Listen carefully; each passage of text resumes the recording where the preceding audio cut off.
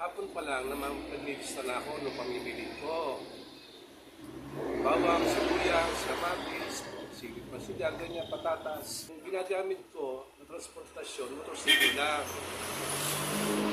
Pag marami namang ako pamimilin, ang ginagamit ko naman tricycle.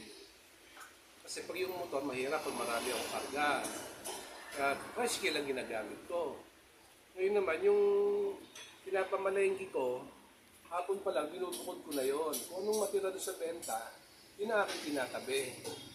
Para meron kami pang sa pabay sa kuryente. Halimbawa.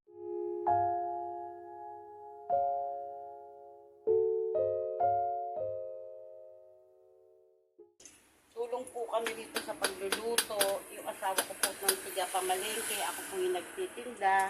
Meron din po akong kasama dito na isa na tigahugas.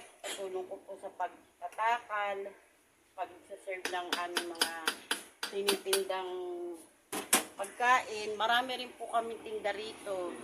Iba-iba po yung mga lutong bahay po, lutong Pinoy.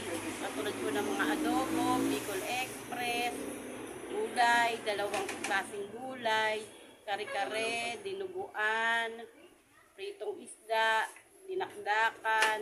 Sa almusal po, meron din po kaming almusal. Spaghetti, pansit, palabok, iba-iba rin po, nagpa-fried rice din po kami. Marami po kaming tinda. Ang pwesto po namin malapit po sa school, sa SM, may mga soft drinks din po. Marami rin po kumakain, lalo na po pagka may pasok. Kasi po malapit po rin kami sa SM. Dito po namin kinukuha ang aming pangkabuhay, mga aming pangangailangan, katulad po ng pambayad ng aming kuryente. Dito na rin po kami kumukuha ng aming pagkain sa araw-araw, pang tuition sa aking anak na nag-aaral. May estudyante po ako, isa college na po.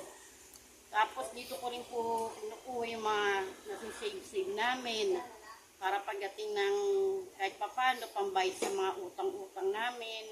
Meron din po kami na iipon kahit papano po.